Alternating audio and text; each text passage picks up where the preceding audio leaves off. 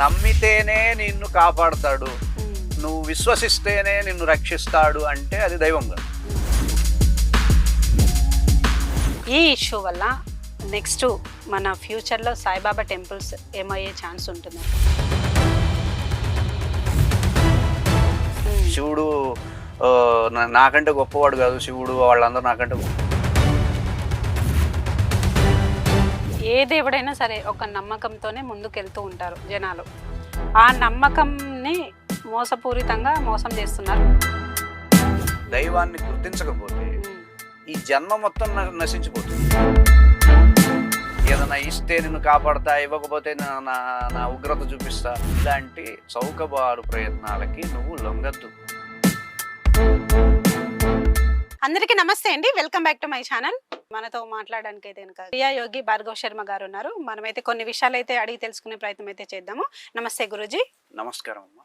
So మనకి Saibaba issue అనేది గత కొద్ది రోజుల నుంచి మన ముందుకు వచ్చింది. కానీ ఇంతకు ముందు అంటే మన పూర్వకాలం నుంచి కూడా సాయిబాబాను చాలా హిందువులు కావచ్చు, వేరే మతస్థులు కావచ్చు పూజిస్తూ ఉన్నారు. అప్పుడు లేని ఇంత ఇష్యూ ఇప్పుడు ఎందుకు మన ముందుకు వచ్చిందంటారు మీరు? కాలం మారుతున్న కొద్దీ డెవలప్ అవుతాం, జ్ఞానం పెరుగుతుంది, అవగాహన పెరుగుతుంది, ఏది తప్పు ఏది రైట్ అనేది తెలుస్తుంది. ఒకప్పుడు అమాయకంగా ఉండొచ్చు, ఇప్పుడు కొంచెం జ్ఞానవంతం అయ్యాం. మన దేవతలను మనం ఎట్లా అవమానించుకుంటామో, మన శివుణ్ణి, పరమేశ్వరుణ్ణి, భోళా శంకరుణ్ణి, ఏదడిగితే అది మొహమాటం లేకుండా ఇచ్చేటటువంటి పరమేశ్వరుణ్ణి, మన పోషణ కారకుడైనటువంటి విష్ణుమూర్తిని, అత్యంత భక్తుల పాలిట పరమ భాగవతోత్తముల పాలిట మోక్షకారకుడైనటువంటి విష్ణుమూర్తిని నువ్వు ఎలా కాళ్ళ దగ్గర పెడతావు? That is the question they are asking. They have to give answer. అది తప్పు కదా అది. సో కాలానుగుణంగానే నేను చూశానండి, చూశాను, అందుకే అంటున్నాను కదా, నేను చూశాను.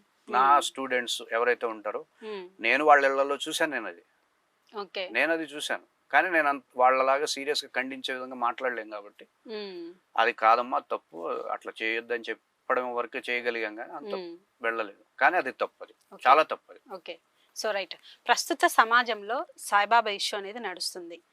ఈ ఇష్యూ వల్ల నెక్స్ట్ మన ఫ్యూచర్లో సాయిబాబా టెంపుల్స్ ఏమయ్యే ఛాన్స్ ఉంటుందని మీరు అనుకుంటున్నారు? ఏమి కావు. సాయిబాబా టెంపుల్స్కి ఏం వచ్చే నష్టం ఏం లేదు. ఓ పద్ధతి, ప్రతిదానికి ఒక పద్ధతి ఉంటుందమ్మా.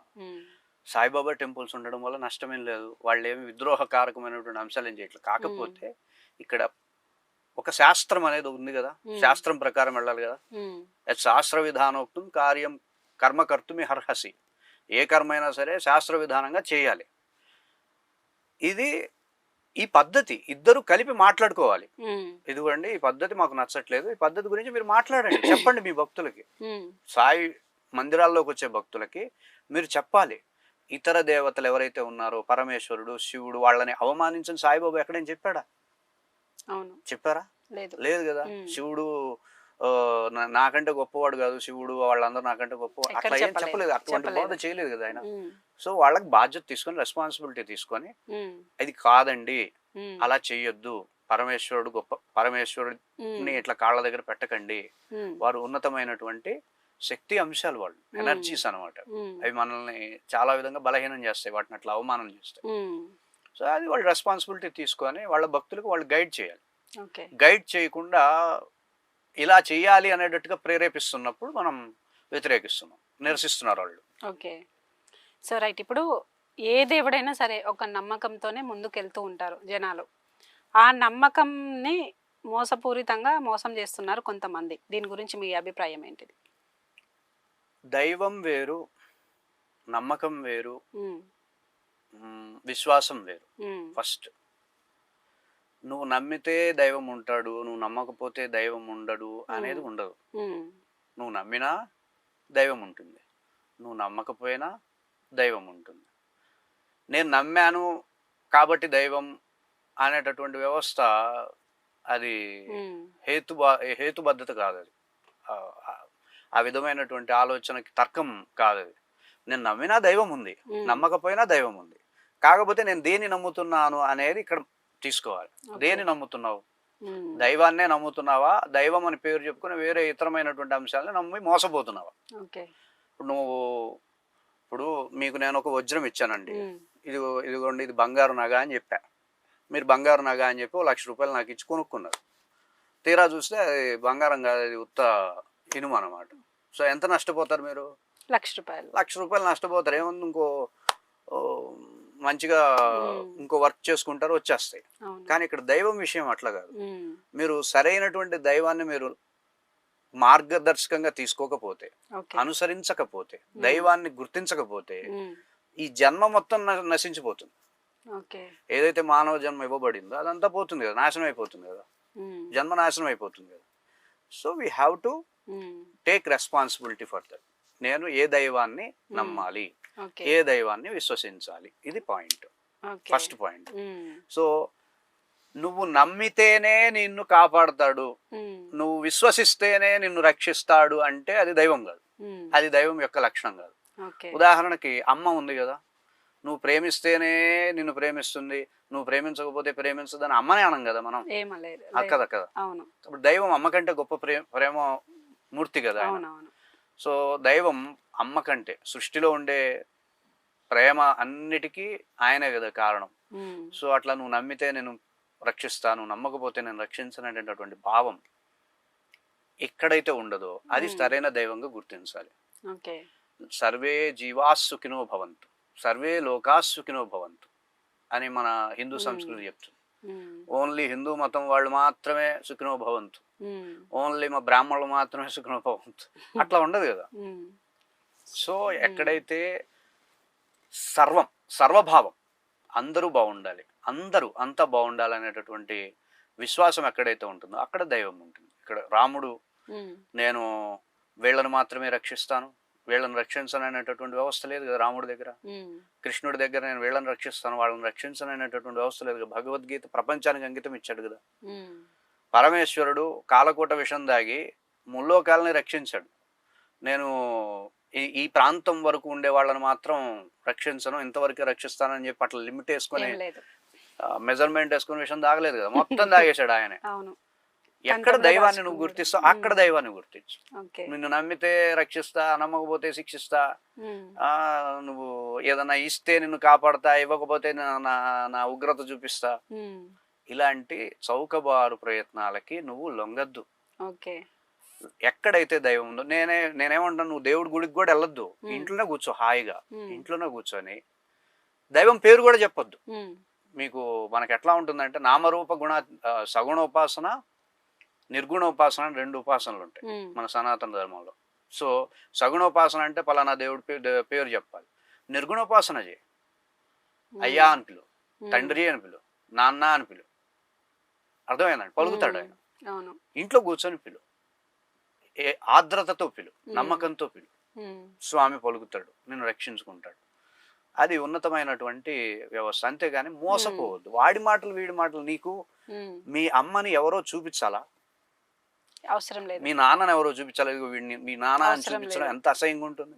అలాగే దైవాన్ని చూపించడానికి ఒకడు మధ్యవర్తిగా వచ్చే దైవాన్ని చూపించడం అనేది అదంతా హుందాతనం కాదు. భక్తి వ్యవస్థలో భగవంతుడికి భక్తుడికి మధ్యలో ఏమీ ఉండకూడదు.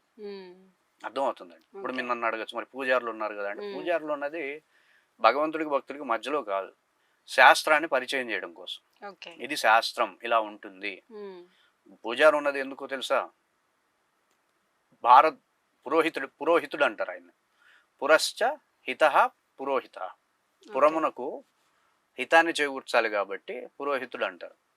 పురోహితుడు ఏం చేస్తాడు, మీరు ఏదైనా దేవుడి గుడికి వెళ్తే ఆ ప్రాంతంలో ఏమేం పండుతాయో అవి ప్రసాదంగా ఉంటాయి.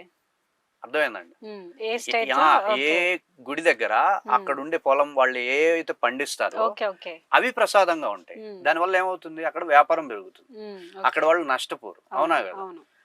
ఇంకా అక్కడ సాంప్రదాయాలు ఎలా ఉంటాయి, అక్కడక్కడ ఏవేవి మార్కెట్ జరుగుతాయి. అక్కడ చేనేత బాగుంది అనుకోండి, ఆ దేవతకి ఆ విధమైనటువంటి చీరలు ఇవ్వడం కావచ్చు, అవన్నీ ఆచారాలుగా ఉంటాయి. దానివల్ల ఏమవుతుంది, కుటీర పరిశ్రమలు బాగుపడతాయి.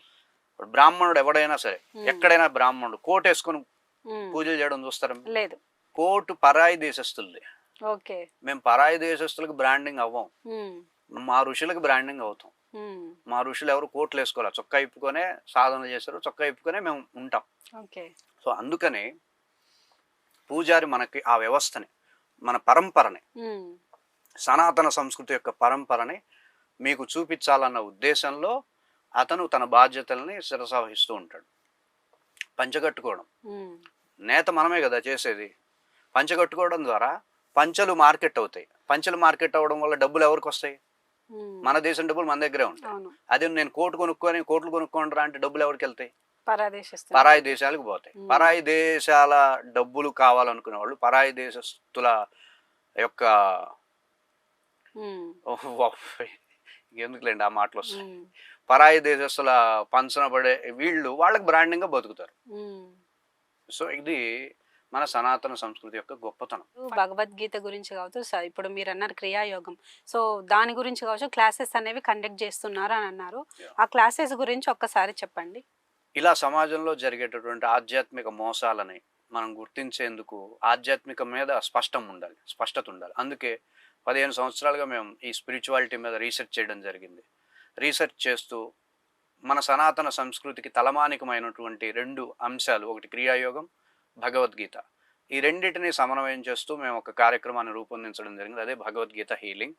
దీని ద్వారా శారీరక రుగ్మతలను తొలగించుకోవచ్చు, మానసికంగా శ్రేయస్కరంగా ఉండగలుగుతారు, మానసికంగా ఉల్లాసంగా ఉండగలుగుతారు, ఆధ్యాత్మిక శ్రేయస్సును అందుకోగలుగుతారు. సాయిబాబా ఇష్యూ వల్ల ఒక క్లారిటీ అనేది వచ్చింది అని అనుకుంటున్నా నేను. అలాగే ఇలాంటి ఆధ్యాత్మికంగా మాటలు ఏవైనా వినాలనుకున్నా, లేదంటే క్లాసెస్లో మీరు జాయిన్ అయ్యి భగవద్గీత హీలింగ్ అనేది మీకు కావాలనుకుంటే ఖచ్చితంగా మేము స్క్రీన్ మీద మీకు నెంబర్ ఇచ్చాము. ఆ నెంబర్కి కాల్ చేసి మీరు మాట్లాడచ్చు గురువు గారితో. నమస్తే గురూజీ. నమస్తే.